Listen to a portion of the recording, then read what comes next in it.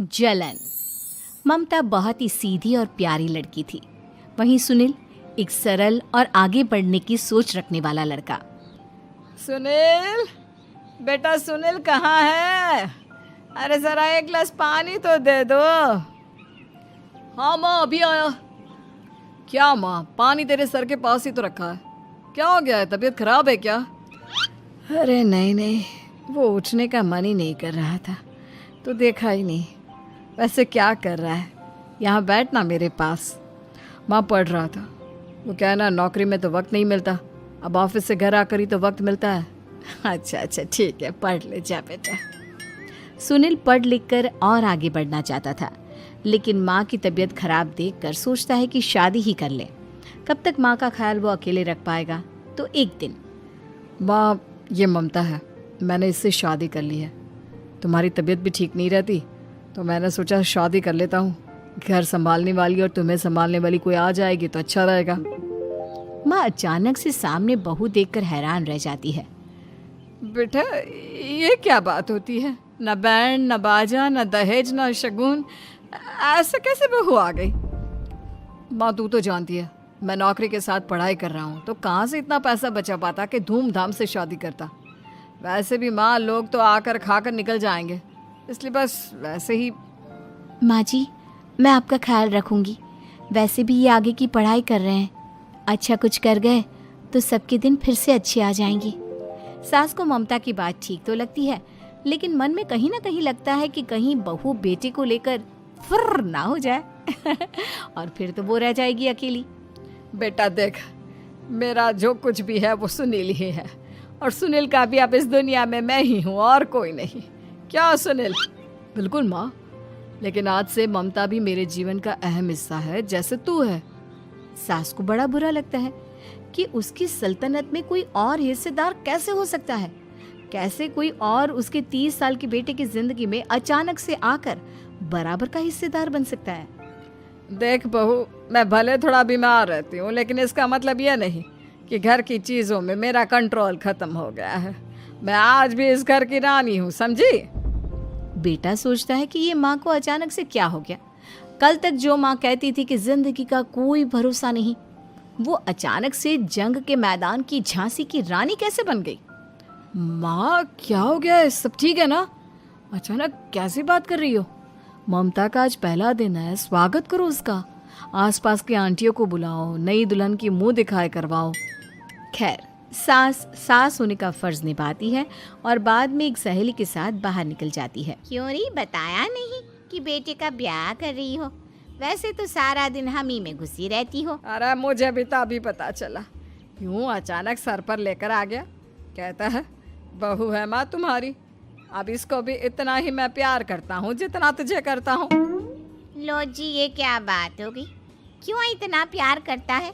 अरे माँ का प्यार तो ज्यादा होता है। अब उसको तो कोई दूसरा पति मिल सकता है, लेकिन तुम ही बताओ, क्या माँ की ममता किसी और की हो सकती है? ना जी ना, बेटे को समझाओ ये बात। अरे क्या समझाऊं, मुझे तो खुद ही समझ में नहीं आ रहा कि क्या हो रहा है। जो बेटा कल तक माँ माँ करता था, अचानक से बीवी बीवी का राग आलाप रहा है। देखा, उसकी बीवी ना सुंदर और जवान है। सुंदरता के आगे तो एक से एक नहीं टिके, तो तेरा बेटा किस खेत की मूली है? सास को भी समझ में आ जाता है कि बहू की सुंदरता के आगे माँ का प्यार किसी काम का नहीं। उधर बीवी, ए जी, अम्मा जी सहेलियों को छोड़ने गई थी, अभी तक आई नहीं, हम देख आए क्या? अरे रहने दो ना, आ जाएंगी। कहाँ जाएगी, उनकी आदत है, एक बार जाती है तो पूरी पंचायत खत्म करके ही आती है। अच्छा ही है, खाना वाना खा कर गई होगी। छोड़ो ना, घूमेगी तो खाना पचेगा, नहीं तो ऐसे ही खाट पकड़ लेगी। बहू भी शांत हो जाती है। उधर सास सोचती है कि आज थोड़ा देर से ही घर जाती हूँ, जब बेटा परेशान होकर ढूंढेगा तब मजा आएगा। बीवी को खुद ही पता चल जाएगा कि माँ के आगे उसकी दाल नहीं गलेगी। लेकिन वहीं दूसरी ओर घर पर, ए जी, माँ जी अभी भी नहीं आई, हमको तो घबराहट हो रही है कि क्या करें, जाकर पता करें किसी के घर। अच्छा, कहाँ जाओगी ये भी बता दो। पहला दिन है तुम्हारा इस घर में और एक ही दिन में मोहल्ला छानोगी क्या? हाँ, तो आप भी तो नहीं जा रहे हैं ना, हमको फिक्र हो रही है। अरे यार, ये रोज का है अम्मा का, खाओ और सो जाओ। बस फिर क्या था, बेटा बहू खाना खाते हैं और कमरे में सोने चले जाते हैं। उधर जब सास को कोई देखने नहीं आता तो वह हार कर घर आ जाती है, जहाँ वो देखती है कि सारे घर की लाइट्स बंद है। सास को गुस्सा आता है। बहू, ममता बहू कहाँ हो?